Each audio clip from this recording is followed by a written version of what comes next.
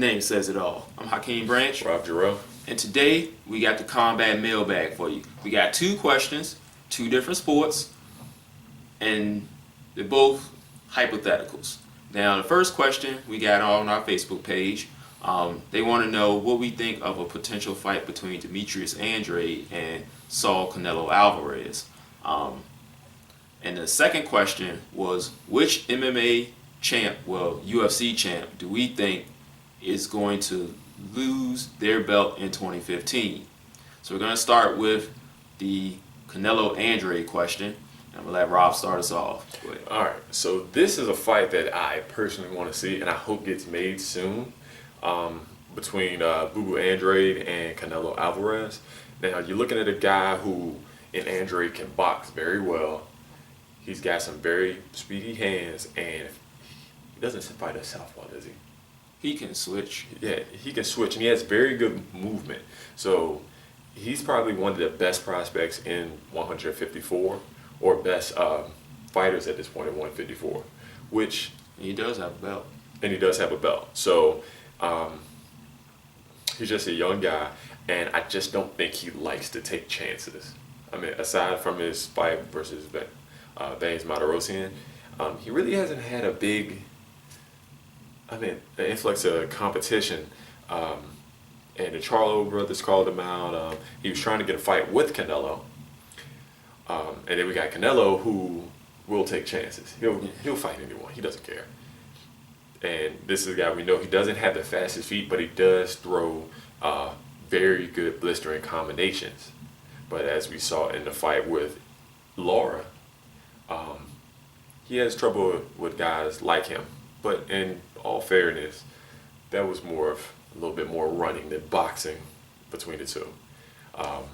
But when Floyd Mayweather boxed, he boxed his ears off. Exactly. But Andrade is not the boxer of either one of those guys. Now, let's look at this. Andrade is also extremely tall. What is Andrade, like 6? He's like 6'2", I think. 6'1" or 6'2". He has that frame that can fight at 160.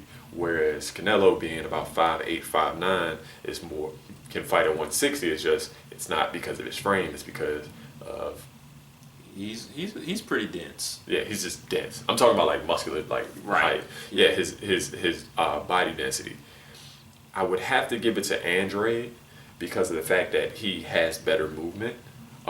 He's got a longer reach and he's fast. So I think he can fight well from the outside and keep Canelo from reeling off those explosive combinations.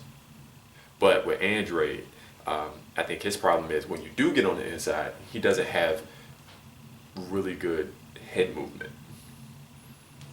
And for that reason is why I would take Canelo late. I think all those things that Rob mentioned would give Andrade an early lead, but like Rob said, he has a lot of trouble, and he kind of doesn't like people being on the inside.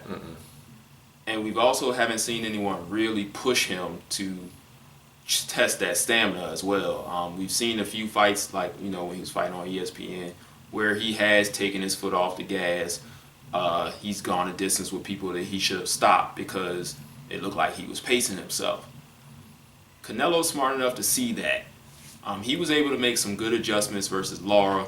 He's actually getting better as a fighter, and I think that he would come on late and either pull out a decision or a late round stoppage. I think he pulls away later on in the fight, say from round 7 on, and really starts to put some heavy leather on Andrade.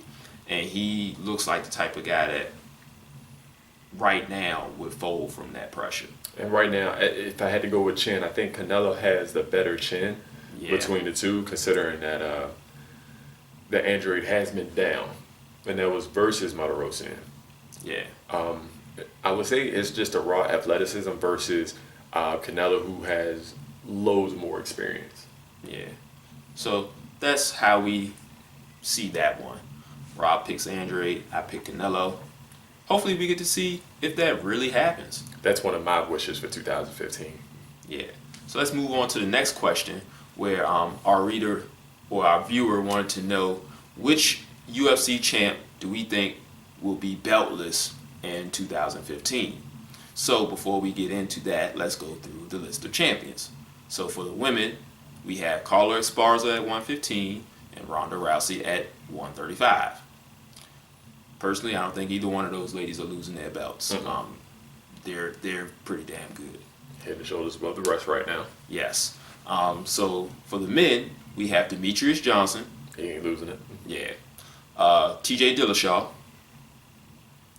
That's kind of a question mark, but he might be okay. Jose Aldo. He ain't losing it. Anthony Pettis. Robbie Lawler. Chris Weidman. John Jones. And Fabricio Verdun. Now, of those guys, Rob and I are going with a mix between Robbie Lawler and Fabricio Verdun. Now, with Verdun, once Cain Velasquez is healthy, he is head and shoulders the best guy in the heavyweight division, and he will take his belt back. It's just a matter of when he gets healthy and can get in the octagon with Verdun. Velasquez is like an all-around MMA fighter. Verdun is primarily a ground guy. Mm-hmm. His stand-up is very, very, very questionable. But he did enough to get the belt. Congratulations to him. But we feel once Cain gets healthy, he's taking his belt back. Now with Robbie Lawler, we've seen him in 2 close battles with Johnny Hendricks. So they will probably do a third match. That one's probably going to be close too. Mm-hmm. So it's very likely that Hendricks ends up with the belt again. Now, as of the rest of the division, I don't really see anybody beating those 2 guys now. The only one that may come close is Rory McDonald. Yeah, and Robbie Lawler's already beaten him. Mm-hmm. But he did get better from that loss. So, he's probably the one with the most promise. But if Lawler does not have the belt in 2015, it's because Johnny Hendricks took it. Now, the other one would probably be T.J. Dillashaw. But Yeah. T.J. Dillashaw showed me enough in that last fight with... Soto? I believe so. Yeah. Because he came out of nowhere and put it on him. Was it Soto or Barao?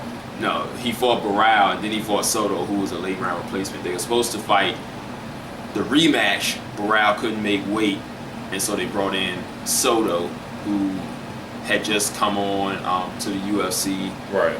And they were like, hey man, you want a title shot? And he lasted, I think he lasted 5 rounds before he got stopped. So, But it was like T.J. Dillashaw the entire fight. I mean, he was working on things. It was a highly paid sparring session. and remember, we still got Barao in that Right. division. And He that guy's- he is the truth, and I think he is itching to get his hands on Dillashaw again to prove that beatdown he caught was just an off night. right. It's up to him to prove that, because I bet you Dillashaw is really, really, really, really eager to keep that belt. So he is in Team Alpha Male right now learning how to keep that belt. Yeah. So that second fight is going to be a barn burner. And I'm pretty sure Barao was in some dark corner of the gym Down in Brazil. losing his mind. Yeah. So that's how we feel about that one. Thanks for watching, guys. Thank you both for sending in your questions. If anybody else has any questions, you can leave it in the comment section below. You can hit us up on Facebook, Capital of Combat, Google Plus, same name. You can hit us up on our email, capitalcombat@gmail.com. Make sure you like this video, share it with your friends, and we'll see you guys in the next episode. Peace. This is round 1 and you've already lost. They don't seem to see that everything we've done is come at a cost. My fists are on fire, I perform till I perspire. My demons are in a rage, keep thinking that it's a game. I kick rhyme, hurricane, I told them I don't play, I'm liquid. Black Street Fighter.